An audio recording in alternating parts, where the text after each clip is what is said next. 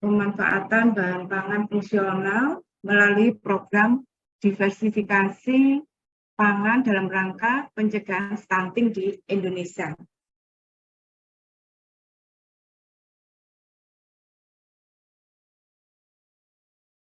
Sebagaimana kita ketahui, tahun ini tahun yang lalu sampai dengan sekarang kita dihadapkan dengan ancaman krisis pangan. Dan hal ini bukan lagi sebagai isu dan bagi sebagai sekedar isu belaka, dikarenakan pada saat ini dunia diterpa oleh 3 fenomena yang beruntun yang terjadi di kurun waktu 3 tahun terakhir ini. Yang pertama terkait dengan perubahan iklim yang sangat signifikan. Dan yang kedua, dengan adanya pandemi COVID-19. Dan yang ketiga, adanya konflik Ukraina dan Rusia. Yang semua ini bisa mengancam ketahanan pangan kita dan akan mempertinggi angka kelaparan yang akan terjadi di dunia ini. Oleh karena itu kita tidak boleh berhenti untuk berkarya dan untuk menghadapi tantangan yang sangat besar ini. Untuk menghadapi tantangan dari ancaman krisis pangan ini, kita harus bisa menentukan langkah-langkah strategis. Salah satunya yaitu meningkatkan produksi pangan kita. Dan yang kedua, kita harus bisa melakukan diversifikasi pangan. Mengapa 2 hal langkah ini harus kita lakukan? Karena krisis pangan dunia sangatlah menentukan kehidupan bangsa kita ke depannya. Dan hal ini akan berpengaruh dengan kebutuhan gizi yang akan diterima oleh semua masyarakat yang ada di dunia ini. Dan juga krisis pangan dunia ini harus betul-betul kita cermati. Dan harus betul-betul tantangan yang kita hadapi dengan strategi-strategi yang harus kita lebih berpikir panjang lagi bagaimana langkah itu bisa kita capai.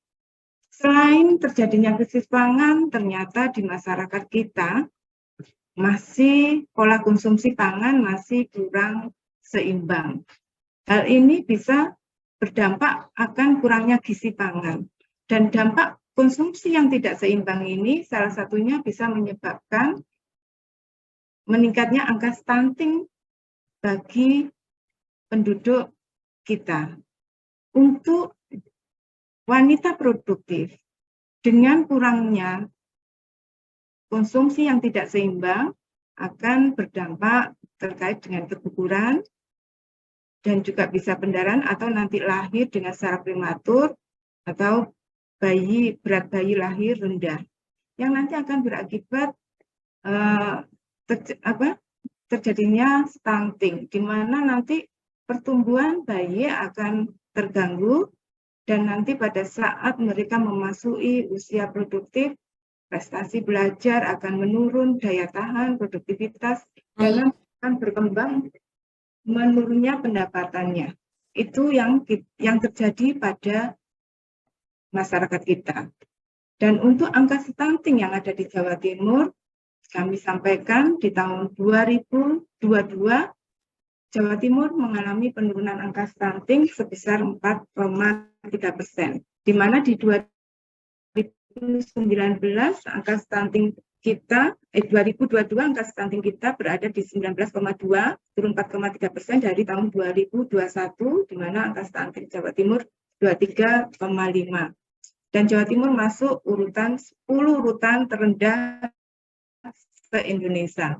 Untuk angka stunting di Provinsi Jawa Timur, dari 38 kabupaten kota Surabaya merupakan kota yang memiliki prevalensi bayi stunting yang sangat rendah, yaitu sebesar 4,8.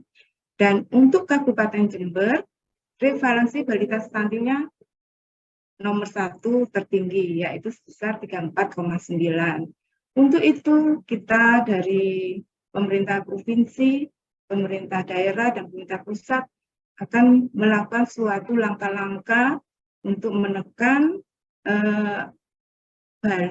balita stunting ini agar bisa mengalami penurunan sebagaimana yang ditargetkan oleh kita. Dari melihat angka stunting, kita mengacu melihat dari situasi konsumsi pangan kita.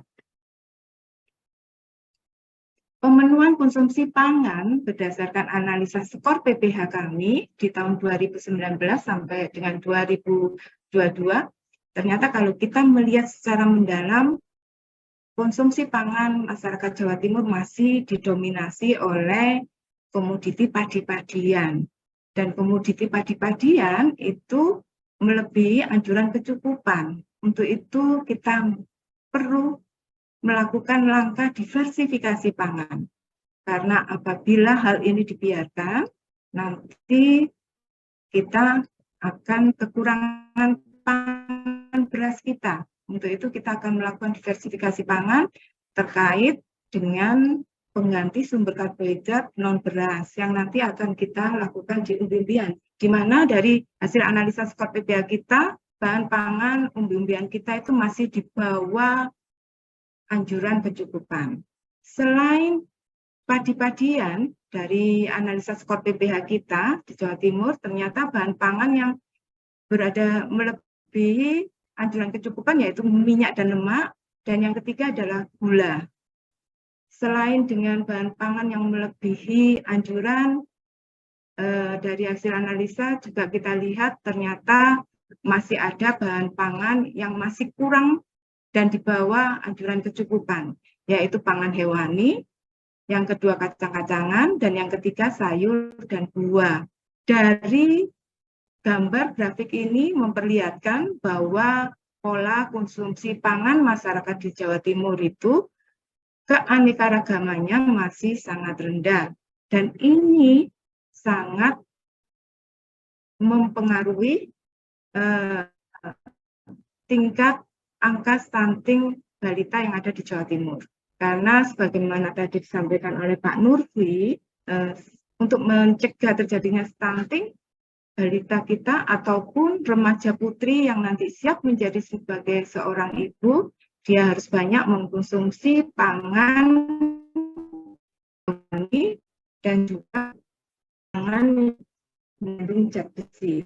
Di sini bisa ada pada sayur dan buah. Untuk langkah-langkah yang kita lakukan dari hasil analisa skor PPH kami ini, berarti kita harus melakukan sosialisasi terkait penganekaragaman pangan agar pola pangan kita bisa beragam, bergizi, seimbang, dan aman. Dan untuk mencegah terjadinya stunting, maka untuk konsumsi pangan hewani, sayur dan buah harus kita tingkatkan lebih lagi dan bisa memenuhi anjuran kecukupannya.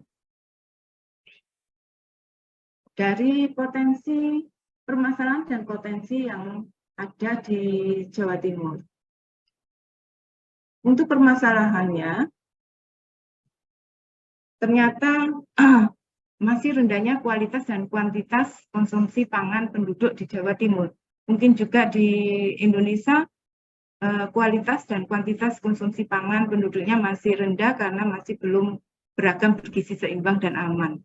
Selain itu, yang kedua permasalahannya budaya dan kebiasaan makan masyarakat yang kurang mendukung konsumsi pangan beragam, bergizi, seimbang, dan aman. Biasanya masyarakat kita itu dalam satu piringnya itu hanya tercukupi nasi sama ikan saja, atau bahkan ada nasi sama sayur saja. Padahal untuk memenuhi kebutuhan gizi tubuh kita itu masih kurang, karena semua itu harus dipenuhi dari pangan sumber karbohidrat, pangan sumber protein, lemak, mineral, dan vitamin. Selain itu, permasalahan yang muncul juga rendahnya preferensi masyarakat terhadap pangan lokal yang tersedia. Ini biasanya pangan lokal kita itu kalah dengan pangan introduksi dari luar. Masyarakat kita lebih senang pangan siap saji. Bahkan masyarakat kita lebih senang makanan-makanan yang produksi dari luar yang kualitas gizinya masih belum bisa untuk kita anggap itu mencukupi. Selain itu, permasalahan yang selama ini terjadi yaitu pemanfaatan pangan lokal yang belum optimal.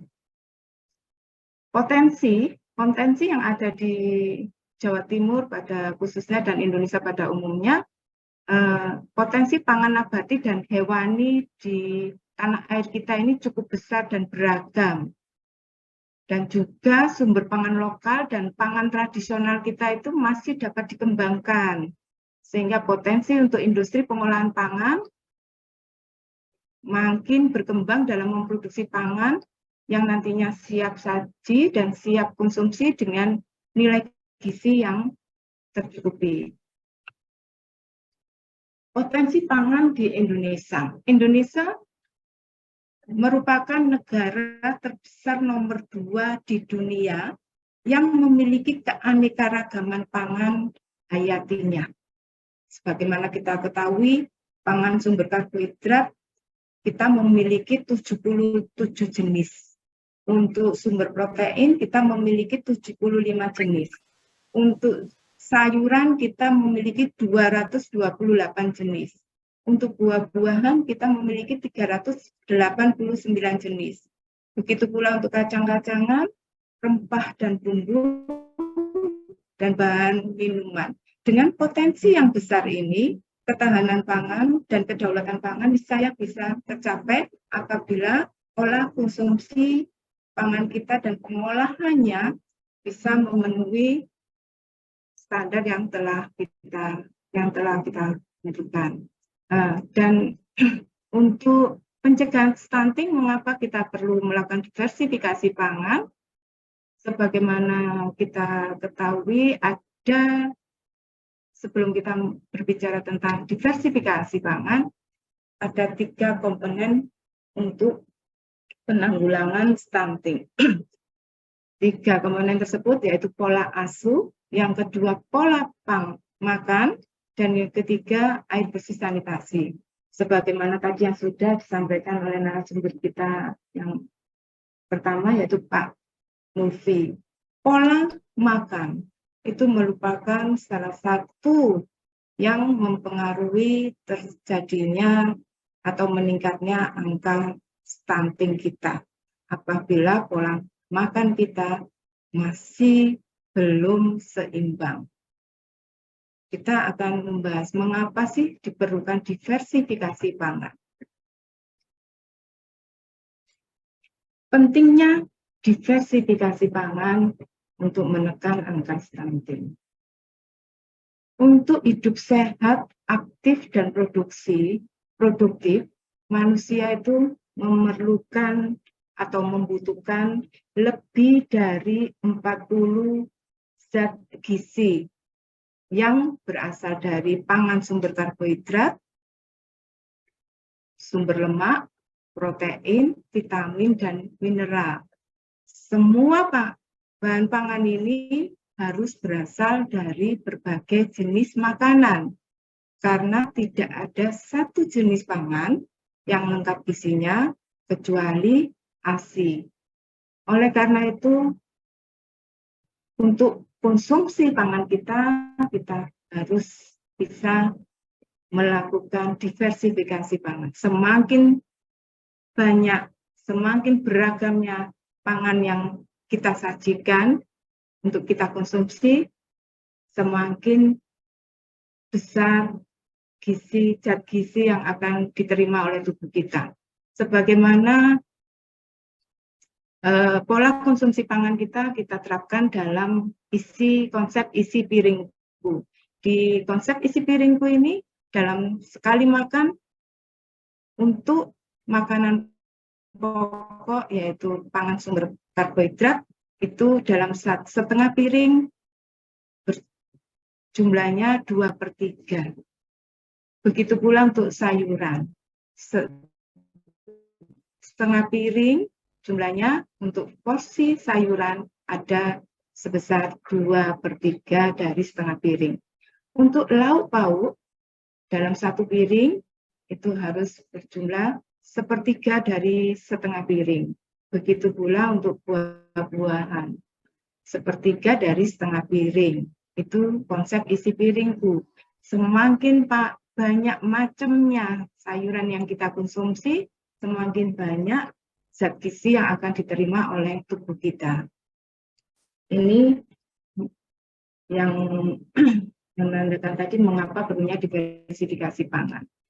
Diversifikasi konsumsi pangan merupakan mempunyai tujuan sebagai satu upaya untuk membudayakan pola konsumsi pangan yang beragam, bergizi seimbang serta aman untuk mendukung hidup sehat, aktif, dan produktif. Yang kedua, untuk memberikan dorongan dan insentif pada penyediaan produk pangan yang lebih beragam dan aman yang berbasis sumber daya lokal. Dan yang ketiga, pada sisi produksi bisa mendorong pengembangan berbagai ragam produksi pangan dan menumbuhkan beragam usaha pengolahan pangan.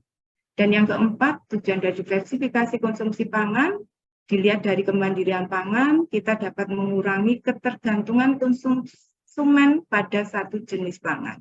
Misalnya untuk sumber karbohidrat, kita tidak harus mengkonsumsi beras sebagai sumber karbohidrat, tapi bisa kita ganti dengan umbi-umbian. Umbi-umbian tidak kalah kandungan kalorinya kalau dibanding dengan beras. Umbi-umbian merupakan sumber karbohidrat yang mempunyai kandungan serat yang lebih tinggi. Dan dilihat dari segi kesehatan, umbi-umbian lebih bagus untuk kesehatan karena indeks glikemiknya di umbi-umbian sangatlah lebih rendah dibanding indeks glikemik yang ada di beras.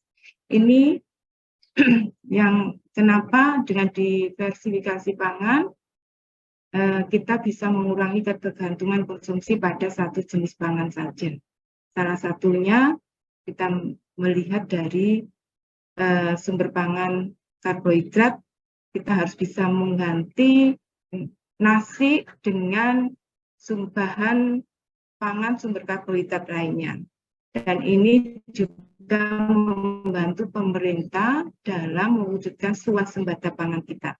Dan yang terakhir, tujuan dari diversifikasi konsumsi pangan, yaitu dilihat dari yang saya sampaikan tadi, konsep swasembada akan lebih menjamin dicapainya. Dan berkelanjutan berbasis potensi sumber daya Nusantara.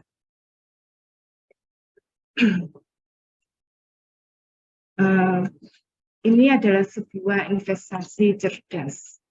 Digambarkan dengan adanya investasi gizi sebesar $1 bisa menghasilkan $48 dalam bentuk kesehatan, pendidikan, dan produktivitas ekonomi. Investasi gizi ini bisa membantu memutus lingkaran kemiskinan dan meningkatkan PDB negara 2-3% per tahun. Hal ini yang bisa kita artikan, bila gizi kita tercukupi, maka otak si anak juga akan tumbuh optimal, sehingga ketika dia dewasa bisa belajar dengan baik, jadi bisa bekerja lebih baik dan produktif, dan bila dia miskin juga bisa keluar dari kemiskinan. Pada akhirnya dengan adanya investasi gizi ini, negara juga akan lebih kuat dan angka kemiskinan akan lebih bisa diturunkan. Ini adalah sebuah investasi cerdas dengan menginvestasikan gizi sebesar $1 yang nanti akan bisa menghasilkan 40.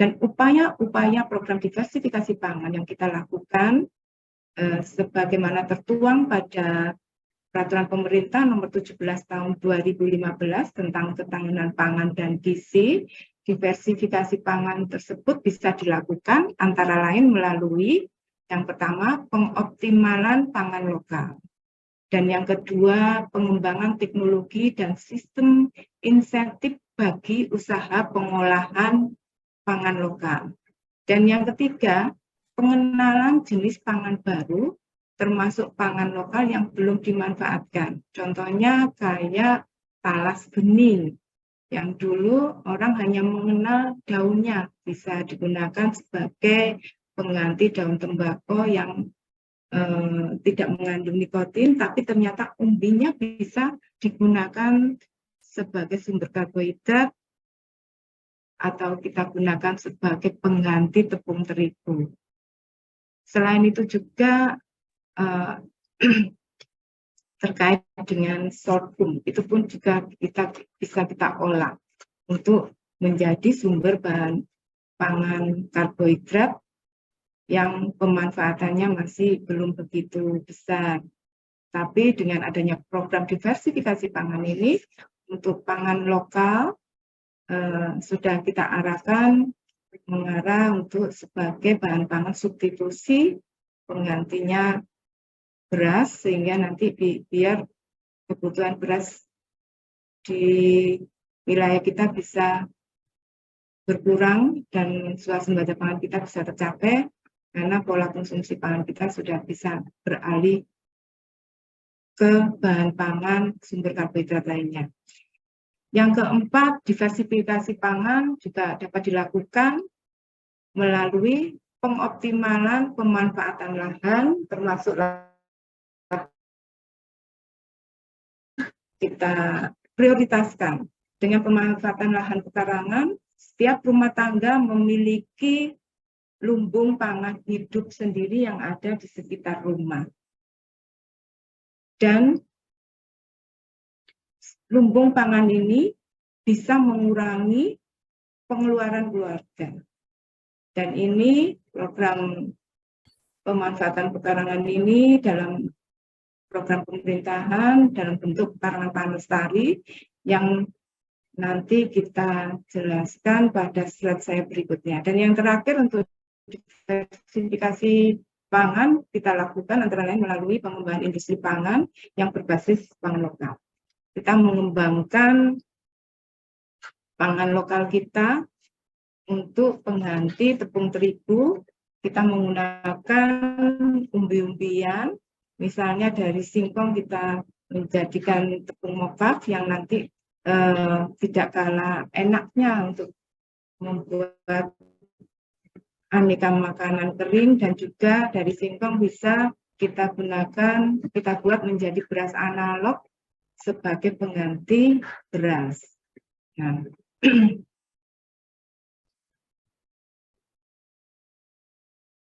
dan untuk yang paling terpenting untuk pencegahan stunting, yaitu kita harus bisa menerapkan panganku beragam, bergizi, seimbang, dan aman. Yang mana pangan B2SA itu merupakan aneka ragam bahan makanan, baik proteinnya maupun vitamin dan mineralnya, yang bila dikonsumsi dalam jumlah yang seimbang dapat memenuhi kecukupan gizi yang dianjurkan dan tidak tercemar bahan berbahaya yang merugikan kesehatan. Beragam, maksudnya di sini beragam itu penting karena manusia itu membutuhkan lebih dari 40 zat gizi. Sehingga apabila piring kita itu berisi beraneka ragam bahan makanan, otomatis zat gizi yang diterima tubuh kita akan lebih banyak. Bergizi dan seimbang mempunyai arti seimbang antara asupan dan kebutuhan, seimbang antara kelompok dan waktu makan. Ini sangat-sangat perlu kita terapkan. Dan yang terakhir, aman.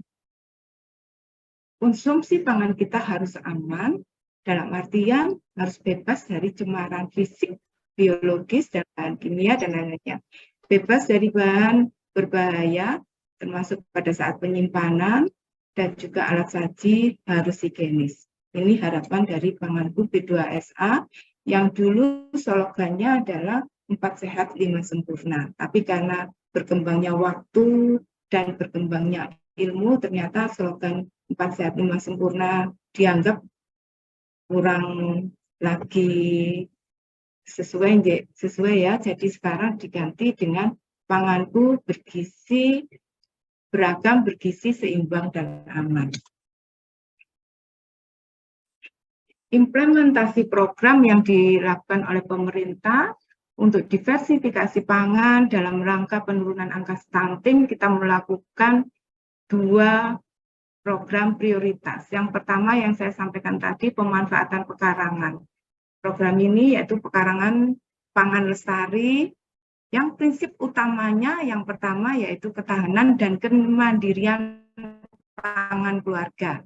Yang kedua, peningkatan gizi dan kesehatan keluarga. Karena dalam kegiatan P2L ini kita menanam beragam tanaman sayuran, buah, dan juga tanaman toga. Selain itu kita juga melakukan budidaya hewani. Tapi kalau untuk kegiatan P2L ini, kita mencoba budidaya lele, karena gizi ikan lele itu juga cukup baik untuk memenuhi protein hewani kita. Dan yang ketiga dari pekarangan pangan lestari P2L ini, yaitu merupakan diversifikasi pangan berbasis sumber daya lokal. Dalam artian kegiatan pekarangan pangan lestari ini kita lakukan sesuai dengan sumber daya lokal yang ada di wilayah masing-masing. Dan kita menanam tanaman yang mempunyai umur pendek, segera bisa dipanen, dan hasilnya bisa untuk konsumsi rumah tangga kita sendiri, dan apabila ada sisa, itu bisa kita jual untuk menambah pendapatan keluarga kita. Ini tujuan dari pekarangan pangan lestari. Yang keempat, pekarangan pangan lestari prinsip utamanya juga sebagai konservasi sumber daya genetik tanaman pangan. Dan yang terakhir, prinsip utama dari P2L ini yaitu untuk meningkatkan kesejahteraan masyarakat. Dan untuk implementasi program kedua yaitu penganeka-ragaman pangan yang kita fokuskan pada penganeka-ragaman meliputi pangan sumber karbohidrat, protein, vitamin, mineral berbasis pangan lokal. Yang kedua juga kita fokuskan pada pengembangan penganeka-ragaman pangan berbasis kawasan, dan yang ketiga berfokus untuk meningkatkan pola pangan harapan, yaitu meningkatkan kualitas konsumsi pangan masyarakat kita dengan meningkatkan keragaman konsumsi pangan. Untuk diversifikasi pangan beras, kita bisa mengganti sumber karbohidrat dari beras tadi, kita ganti pangan sumber karbohidrat dari umbi-umbian. Begitu pula jagung dan juga untuk sorghum. Karena dari hasil analisa skor pH kita, umbi-umbian kita masih rendah, sedangkan padi-padian kita untuk pola konsumsi pangan masyarakat terlalu tinggi. Untuk itu kita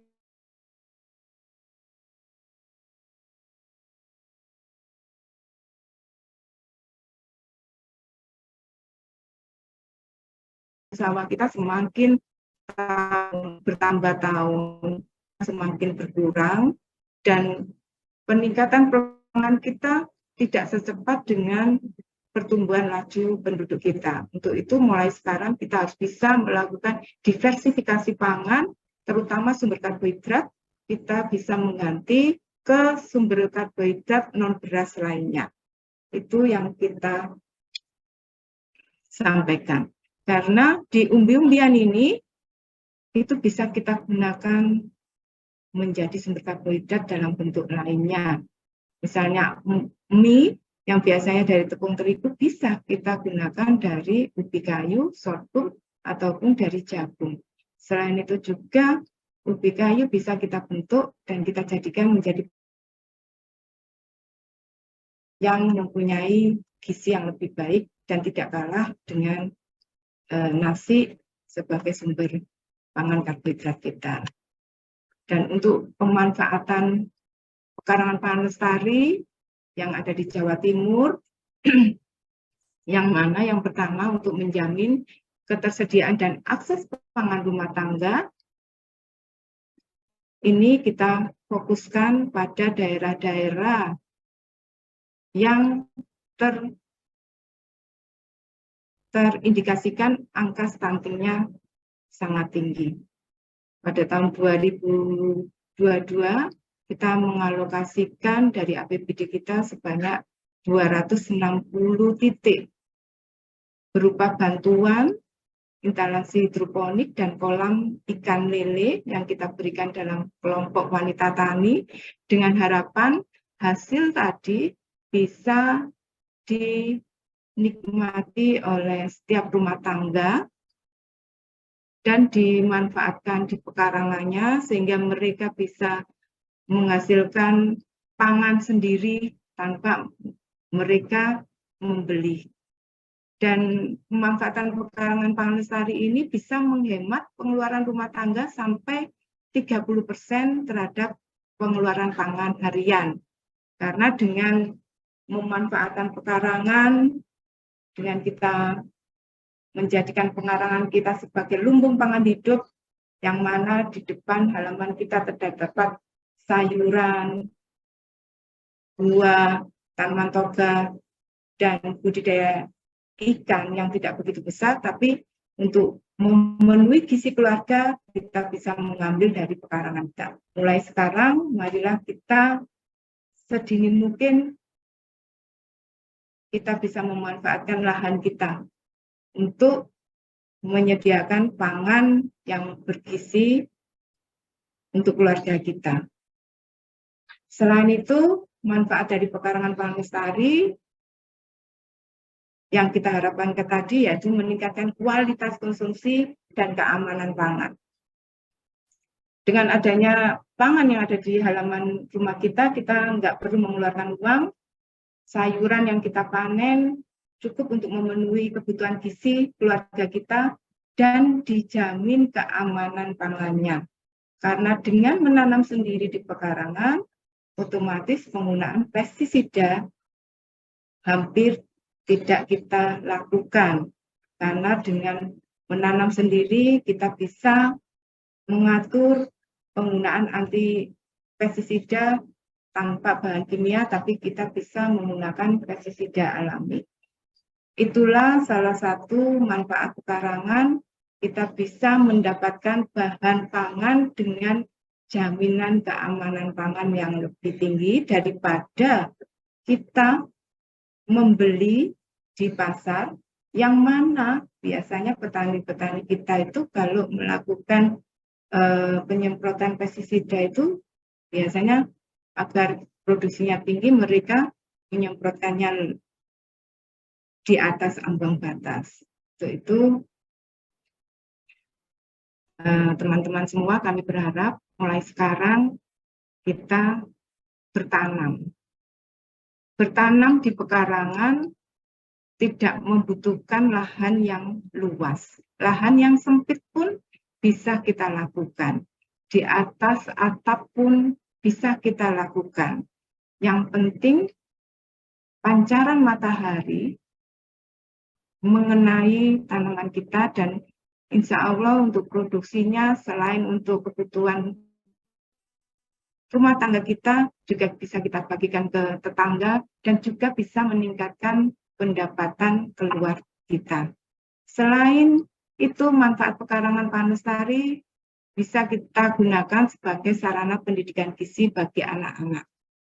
Dan yang terakhir, dapat berintegrasi dengan program pemberdayaan wanita lain. Ini yang kita lakukan untuk diversifikasi pekarangan pangan lestari dalam rangka program pemberdayaan wanita. Karena seorang ibu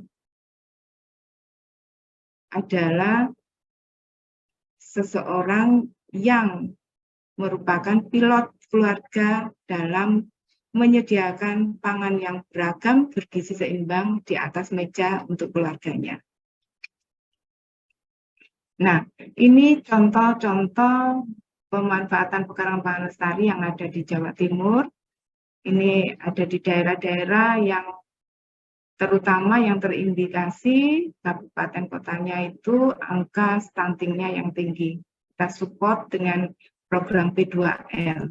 Dan di dinas kami juga ada template percontohan untuk urban farming yang kita harapkan di wilayah-wilayah yang lahannya sempit bisa memanfaatkan lahan pekarangan sebagai penyedia ketersediaan pangan.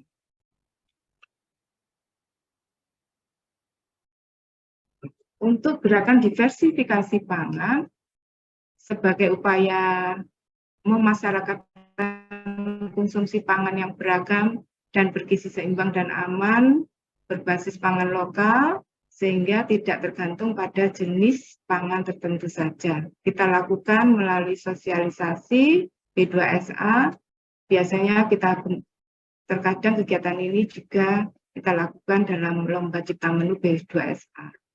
Selain itu juga dalam gerakan diversifikasi pangan, kita melakukan gerakan sumber karbohidrat non-beras, yaitu dengan pengembangan pangan lokal selain non-beras, dan juga bisa untuk pengganti tepung terigu. Dan gerakan diversifikasi pangan karena pemenuhan konsumsi pangan kita untuk sayur dan buah itu sangat rendah, masih di bawah ambang anjuran, maka kita juga melakukan gerakan diversifikasi pangan terkait peningkatan konsumsi sayur dan buah. Dan yang terkait terakhir untuk gerakan diversifikasi pangan yang kita lakukan yaitu pengawasan keamanan pangan segar. Nah, demikian materi yang bisa kami sampaikan. Mungkin kurang lebihnya saya mohon maaf dan terima kasih. Selamat siang dan wassalamualaikum warahmatullahi wabarakatuh. Waalaikumsalam warahmatullahi wabarakatuh. Terima kasih banyak atas pemaparan materi yang luar biasa, Ibu Puji. Selanjutnya kita memasuki sesi tanya jawab. Kepada teman-teman yang ingin bertanya bisa menggunakan fitur raise hand atau juga dapat menuliskan pertanyaan melalui kolom chat Zoom. Dipersilakan teman-teman yang ingin bertanya.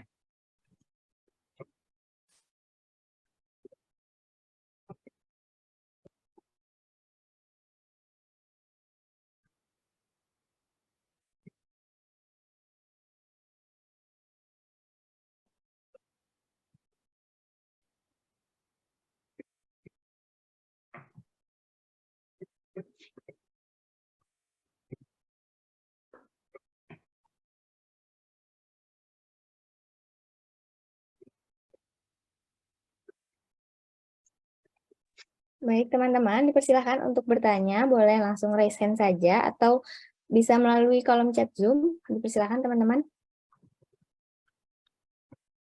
Ya, baik, ada dari Kak Haila. Dipersilakan, Kak Haila. Baik, terima kasih atas waktunya. Selamat biasa juga. Di sini Haila dari Ilmadi izin bertanya terkait efektivitas dari P2L tadi, mungkin Ibu program P2L, memang pemerintah juga sudah memiliki program P2L tersebut, sudah dijalankan dengan cukup baik, tapi namun masih ada evaluasi gitu menurut saya, menurut pandangan Haila masih ada evaluasi yang membuat program ini masih kurang maksimal gitu. Di antaranya mungkin masih banyak daerah juga yang belum dapat menerapkan program ini, latar belakangnya juga dengan adanya beberapa faktor, seperti keterbatasan akses lahan yang memang juga tadi sudah dipaparkan juga oleh Ibu terkait solusinya, memang P2L ini tidak membutuhkan lahan yang cukup besar juga bisa, kayak gitu kan. Lalu untuk faktor selanjutnya juga adanya kurangnya sosialisasi terkait pelaksanaan atau teknis penerapan dari P2L tersebut. Lalu juga ada ketasan dari sendiri, lalu dari sumber daya manusianya juga yang terkadang juga masyarakat kita cenderung malas untuk menerapkan hal-hal seperti itu begitu Bu. Dan beberapa faktor juga yang menjadi latar belakang dirasa kurang efektif penerapan dari P2L ini. Nah, mungkin dari Ibu sendiri apa ya, lebih ke bagaimana solusi atau cara pandang Ibu gitu untuk menanggapi dari permasalahan atau faktor latar belakang tersebut, dan apakah sekiranya P2L ini mampu dimaksimalkan lagi dengan kolaborasi dengan mahasiswa akan diadakannya gitu program-program ataupun solusi-solusi yang bisa menggait peran maksimal atau peran optimal dari mahasiswa itu sendiri untuk bisa mensukseskan P2L ini lebih masif lagi. Terima kasih Ibu. Oke, baik. Terima kasih banyak atas pertanyaannya, Kak Hila. Tadi dipersilakan langsung. Ya, terima kasih Mbak Kahila ya. Untuk terkait dengan kegiatan P2L, memang pemberdayaan masyarakat kita itu harus kita melakukannya itu harus berkelanjutan, dan untuk sisi sosialisasi yang kurang kita merasa sosialisasi kita itu sudah cukup ya. Memang masyarakat kita untuk belajar membiasakan diri untuk bertanam di rumah itu kadang masih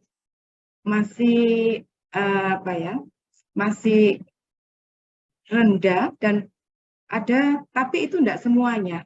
Dan di beberapa kabupaten yang P2L-nya sudah berhasil, dan setelah dari hasil evaluasi dan monitoring kami, yang P2L yang berhasil akan kita berikan program lagi terkait dengan pengolahan dari P2L ini. Untuk solusi pendampingan, kita sudah melakukan pendampingan dengan penyuluh, dan mungkin masukan Mbak Kahila terkait dengan melibatkan peran mahasiswa, itu terima kasih masukannya, dan ini juga pernah kita lakukan di tahun 2021, di mana P2L yang ada di Jawa Timur kita bekerja sama dengan Universitas Brawijaya, di mana menempatkan mahasiswa dari Universitas Brawijaya sebagai pendamping dari gerakan P2L ini.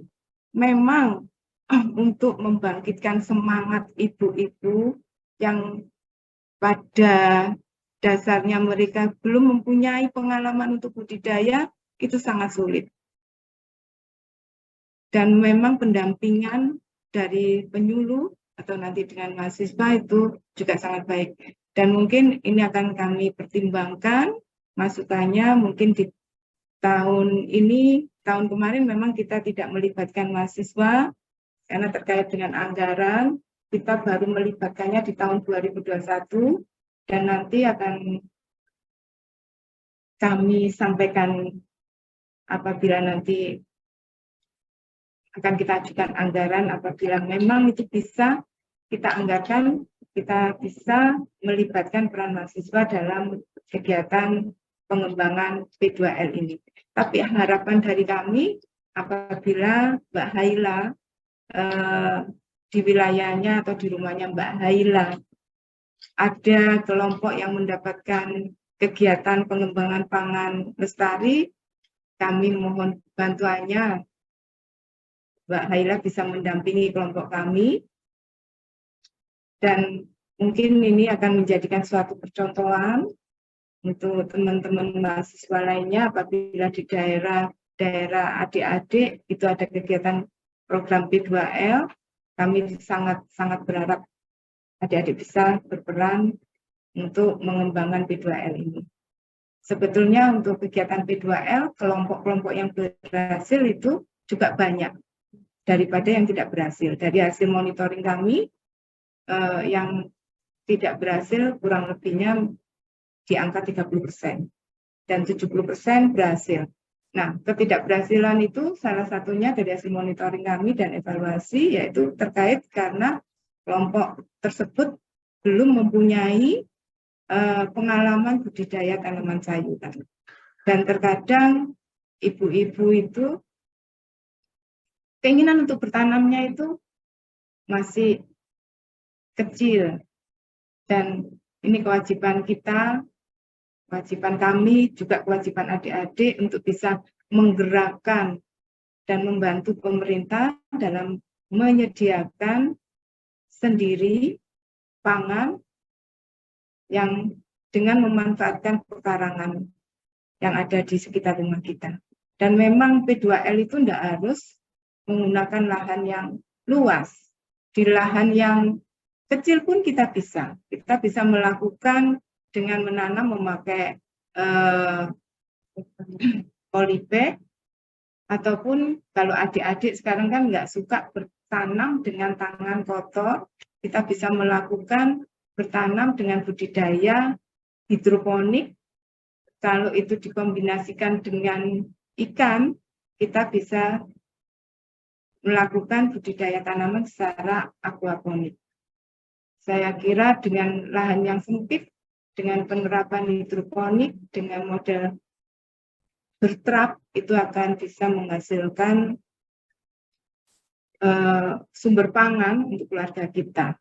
Itu jawaban dari kami di AILA. Saya terima kasih atas masukannya, dan saya juga berharap peran dari di AILA dan kawan-kawan apabila di daerah adik-adik semua ada kegiatan P2L, alangkah senangnya kami adik-adik bisa membantu menggerakkan, mengefektivitaskan kegiatan P2L ini dalam rangka membantu pemerintah untuk menyediakan pangan sendiri dan juga untuk menghadapi terjadinya krisis pangan.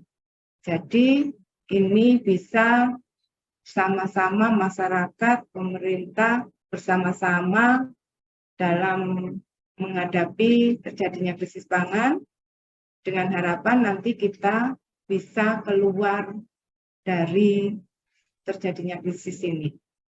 Demikian dari kami. Nanti apabila ada kurangnya, monggo di AILA untuk ngechat kami ya. Mungkin di AILA tinggal di Jawa Timur, mungkin daerah mana, dan nanti kalau di situ ada kegiatan P2L, kami ingin ketemu sama di AILA dan akan kami sinkronkan dengan kegiatan dari P2L kan. Terima kasih. Baik, terima kasih banyak atas tanggapannya Ibu Puji. Kepada Kak Haila, bagaimana? Apakah sudah cukup? Baik, terima kasih banyak Ibu Puji, sudah cukup jawabannya. Mudah-mudahan memang kita juga bisa berkolaborasi juga lebih lanjut terkait penerapan dari P2L ini. Terima kasih Ibu. Iya, sama-sama. Baik, terima kasih banyak Kak Haila dan Ibu Puji. Selanjutnya ada satu penanya dari Kak Bella Prasasti. Dipersilahkan Kak Bella. Ya, baik. Sebelumnya, Assalamualaikum warahmatullahi wabarakatuh. Terima kasih atas kesempatannya dan mohon maaf belum bisa on-cam karena jaringan kurang stabil. Mohon izin Ibu untuk bertanya, ini masih berkaitan dengan peran mahasiswa. Itu selain P2L, apakah dari Dispertakan Jatim sudah merencanakan ataupun merancang kegiatan yang berhubungan dengan mahasiswa, dan kemudian terkait diversifikasi pangan itu di Jawa Timur, apakah ada salah satu potensi bahan pangan yang memang benar-benar bahan pangan tersebut sudah berpotensi dan juga sudah dijalankan oleh masyarakat di sekitar Jawa Timur terkait ketahanan pangan seperti itu, Bu, karena memang seperti yang kita lihat meskipun banyak sekali bahan pangan yang dijadikan sebagai diversifikasi pangan sebagai pengganti bahan pokok terutama beras, akan tetapi dalam kenyataannya atau pengaplikasiannya itu tidak sesuai yang kita inginkan atau tidak berjalan secara berkelanjutan seperti itu. Nah, di Jawa Timur itu sendiri apakah ada salah satu atau beberapa potensi bahan pangan yang memang benar-benar sudah menjadi atau sudah ditetapkan sebagai diversifikasi pangan ataupun ketahanan pangan di masyarakat Jawa Timur itu sendiri? Seperti itu, Bu. Mungkin kurang lebihnya pertanyaan dari saya. Terima kasih, saya kembalikan ke moderator. Baik, terima kasih atas pertanyaannya Kak Bella. Mungkin dari Ibu Puji bisa langsung dijawab. Ya, terima kasih Mbak Bella. Saya menanggapi terkait dengan kegiatan diversifikasi pangan selain P2L ya tadi ya, yang melibatkan mahasiswa. Untuk kegiatan kita di Jawa Timur, kita untuk kegiatan diversifikasi pangan ada beberapa kegiatan yang kita melibatkan dari mahasiswa. Salah satunya untuk diversifikasi ini, ternyata untuk sosialisasi diversifikasi pangan ini, saya kira salah satu yang harus kita sasar, yaitu adik-adik mahasiswa, karena saya kira adik-adik mahasiswa bisa menyampaikan sosialisasi ini untuk masyarakat terkait dengan kegiatan diversifikasi pangan dan juga panganku yang nanti mengarah ke panganku beragam, bergizi, seimbang, dan aman. Dan kegiatan kita salah satunya kita juga untuk keterlibatan mahasiswa selain P2L, sosialisasi B2SA, kita juga terkait dengan duta pangan. Duta pangan, kita melibatkan teman-teman mahasiswa dalam pemilihan duta pangan ini nantinya sebagai pemenang dari duta pangan mempunyai tugas untuk bisa menyampaikan atau mensosialisasikan terkait gerakan diversifikasi pangan salah satunya, dan juga terkait dengan mewujudkan ketahanan pangan dan kedaulatan pangan. Itu, dan mungkin untuk Mbak Bella, apabila Mbak Bella ingin berkolaborasi dengan kita, monggo kita dengan membuka tangan kita secara lebar-lebar apabila adik-adik mahasiswa ingin berkolaborasi, dan nanti akan kita terima dengan senang hati, dan nanti akan kita libatkan dengan kegiatan-kegiatan dari ketahanan pangan, khususnya untuk diversifikasi pangan ini. Monggo Mbak Bella. Dan untuk potensi pangan, sebagai yang tadi disampaikan, sebagai pengganti sumber pangan pokok karbohidrat kita di Jawa Timur, salah satunya yang sudah berjalan, ini masih salah satu ya, yaitu terkait dengan porang. Porang yang dulu kita itu hanya mengekspor porang itu dalam bentuk chip. Tetapi sekarang porang yang ada di Jawa Timur sudah bisa kita buat menjadi beras porang. Beras porang sampai sekarang ada, dan harganya pun lebih mahal daripada harga beras biasa, tapi porang ini yang kita kembangkan menjadi beras porang yang dikemas dengan judul beras Fukumi. Itu cocok untuk Fukumi ya. Ini sudah ada di supermarket, adik-adik bisa beli juga secara online. Dengan beras porang ini kandungan gizinya sangat baik dan itu cocok untuk diet.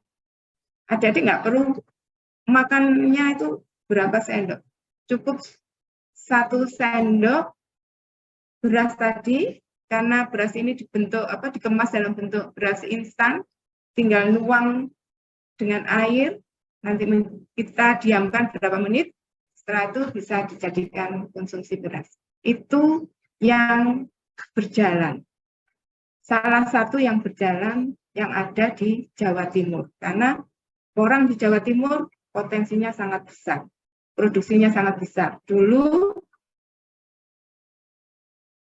ekspor dalam bentuk chip, tapi sekarang kita bisa mengembangkan porang tadi menjadi beras porang yang sekarang dikemas dalam merek Fukumi. Nanti adik-adik bisa mencoba, dan ini cocok untuk adik-adik sebagai untuk diet. Jadi adik-adik nggak perlu dietnya nggak usah terlalu ketat-ketat. Kita dengan mengkonsumsi beras Fukumi ini, beras porang ini, insya Allah nanti berat badan adik-adik bisa berkurang, dan ini sudah kita buktikan.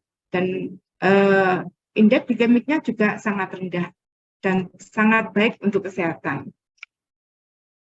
Selain porang, untuk tepung-tepungan kita sudah banyak, Dek, dan berjalan sampai dengan sekarang, yaitu tepung mokap, tepung pisang, begitu pula tepung dari umbi-umbian lainnya. Dan itu sudah berjalan dan banyak sekarang produk-produk kue yang free gluten yang menggunakan bahan pangan dari umbi-umbian tadi. Ini tidak berhenti, Dek, yang untuk diversifikasi pangan ini, untuk pengembangan pengganti beras dan juga pengganti tepung terigu. Dan ini masih, ini merupakan wujud kita untuk membantu pemerintah untuk mengurangi impor tepung terigu, dan kita menggunakan tepung pengganti terigu dari umbi-umbian. Begitu pula porang juga bisa kita gunakan sebagai, selain beras, kita juga bisa menggunakan sebagai nugget. Dan kalau adik-adik Dik Bella ingin tahu kegunaan umbi-umbian untuk menggantikan tepung terigu, monggo. Kalau ingin ke dinas kami, di situ kita punya gerai pangan lokal yang di dalamnya kita menjual produk-produk non-free gluten, karena semua bahan bakunya dari bahan umbi-umbian. Dan ini sangat baik untuk kesehatan. Itu Dik Bella, kalau ingin mengembangkan lagi monggo, dan di Jawa Timur itu kita juga sudah bekerja sama dengan UNESA, dengan Brawijaya, dengan Universitas Warta pun juga kita bekerja sama dalam mengembangkan diversifikasi pangan untuk pengganti beras dan juga pengganti tepung terigu. Dalam hal ini kita lakukan untuk mengurangi konsumsi pangan beras kita dan juga untuk mengurangi impor kita terhadap tepung terigu. Itu Dik Bella yang bisa kami sampaikan. Terima kasih. Baik, Ibu. Terima kasih banyak atas jawabannya, Ibu Puji. Dari Kak Bella, apakah sudah cukup atau memberikan tanggapan? Ya, sudah cukup, Chandra. Dan dari sini kita mengetahui beberapa potensi dan juga sumber bahan pangan yang bisa dijadikan diversifikasi pangan seperti itu. Terima kasih, Bu, atas jawabannya. Ya, sama-sama. Baik, terima kasih banyak atas pertanyaannya Kak Bella, dan terima kasih juga kepada Ibu Puji yang sudah bersedia menjawab. Selanjutnya, bagi teman-teman, apakah ada lagi yang ingin mengajukan pertanyaan? Boleh langsung raise hand atau mengirimkan melalui kolom chat Zoom. Dipersilahkan kepada teman-teman yang ingin bertanya.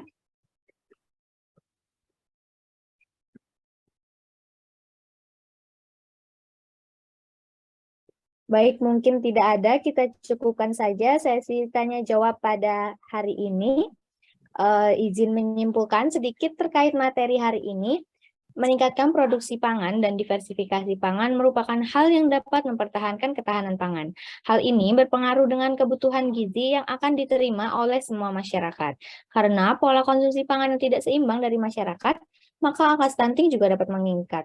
Mengapa hal itu terjadi? Karena zat gizi yang diperlukan manusia harus berasal dari berbagai jenis makanan. Hal ini disebabkan oleh tidak adanya satu jenis pangan yang lengkap gizinya kecuali ASI.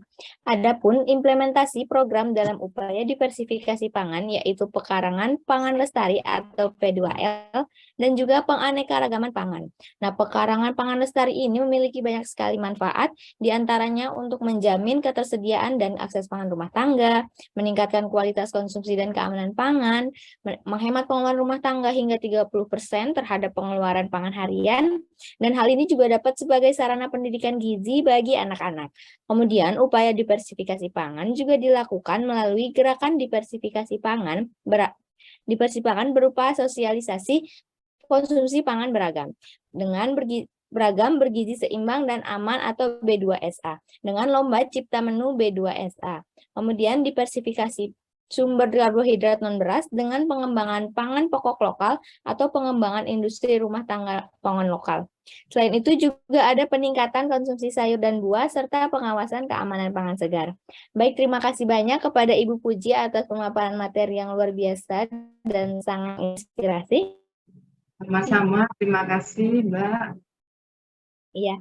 Baik Ibu, kepada Ibu dimohon untuk tetap berada di room Zoom ini, dikarenakan setelah ini akan ada sesi pemberian sertifikat dan dokumentasi. Kepada Kak Fani, selaku Ketua Pelaksana, dipersilahkan untuk menyerahkan sertifikat kepada Ibu Puji, selaku narasumber kedua kita, dan kepada panitia juga dipersilahkan untuk menampilkan sertifikat yang akan diberikan kepada Ibu Puji.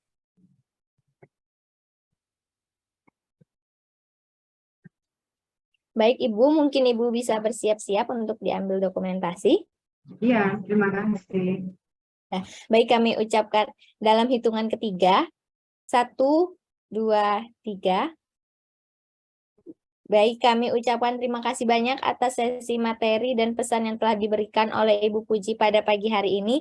Untuk selanjutnya, bagi Ibu Puji dimohon untuk tetap di room Zoom, karena setelah ini akan ada audiensi, di mana nanti akan ada pemaparan hasil kajian isu yang akan disampaikan oleh perwakilan dari Departemen Isu dan Advokasi Ilmagi terkait diversifikasi pangan. Baik, sebelum memulai pemaparan kajian, saya ingin menyapa Kak Dava dahulu.